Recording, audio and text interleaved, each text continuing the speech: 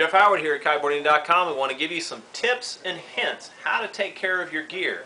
And one of these things, I'm going to look over the kites and show you some pinpoint areas that you need to inspect once in a while to make sure your gear is properly taken care of, put away right, and make sure you're ready for the spring that's going to be coming up here.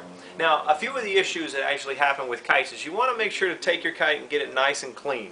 And when I'm talking about cleaning up your kite, after you're done kiting, you want it to dry out of the sunlight. Keep all the sand out of it. Sand is the most damage you can do on your kite. Getting that sand rolled up inside of that material, the material is lightweight, as you know, and when the wear and tear of that, it's kind of like throwing in a piece of sandpaper. Make sure to clean off your kite. If you go to the beach a lot and there's a bunch of sand around some places that I'll show you here in a sec, make sure it's cleaned out and put away dry. If they put away wet, you may get some bleeding between the colors. But believe me, if you have any bleeding, it's not anything major, and your kite is fine, your material is fine, but the colors are not color fast, so they will fade in there. So just make sure you let it dry out of the sunlight and get it rolled up, which I'll show you in another video. But I want to show you something here. This is what we get in here in our repair area, and it tells you and shows you if this is on your kite, do not fly it. This is what you call some failure in some bridle line that is gradually taken to some wear and tear after a pulley fails.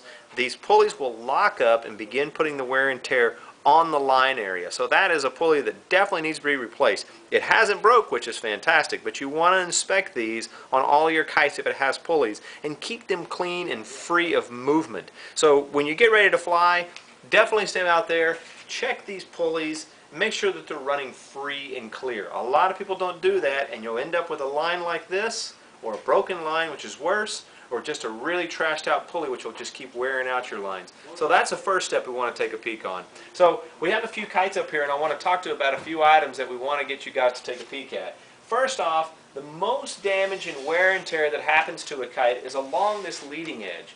Most of this is because the kite's laid down on the beach, face down, leading edge down, and they'll get these cuts along this dacron.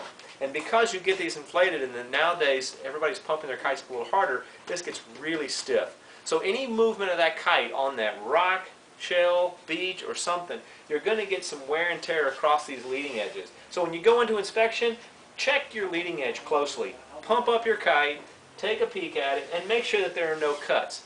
Now, to inspect a cut that actually does need to be repaired, if you see one, let the air out, bend the material over. If the material is rounded, you're probably okay. If you fold it at that area that has a mark on there and it goes perfectly straight up and down, that means that some of those threads in there have been cut, and that's a attempt of failure. So definitely let us know. We can get that fixed up at fixmykite.com. But get all these little things and check your kite out. We've seen multiple people pull their kites out after a good season and totally forget about checking it over. And you know what? It kind of gives us a job guarantee, that's for sure. But check out your kite and look for those small things that turn into big things. Now, another thing you want to check is bridling.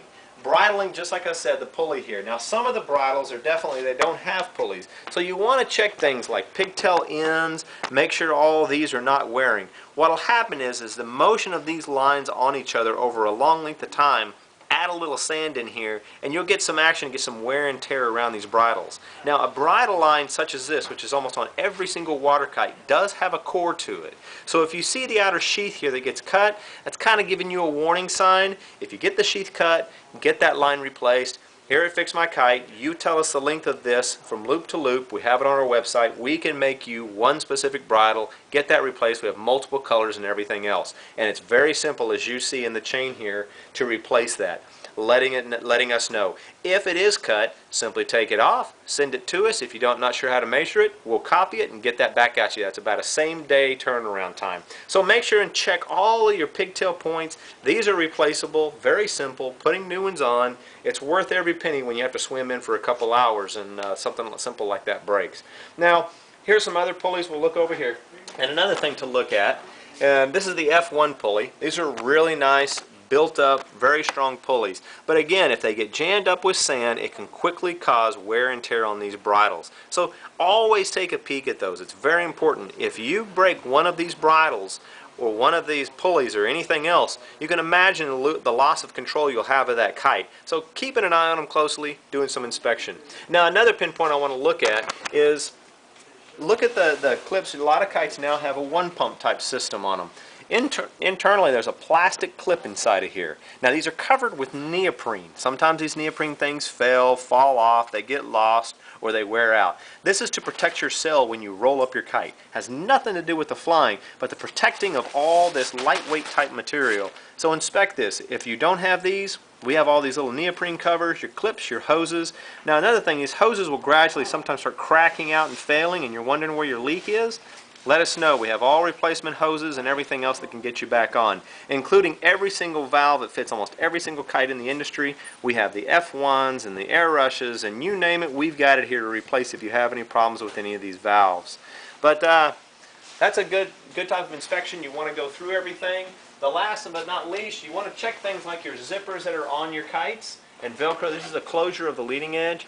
Keep an eye on these. Sometimes these will wear out. They take some of the load. They'll get sand in here. If they'll get open or closed, they'll get some wear and tear on the teeth.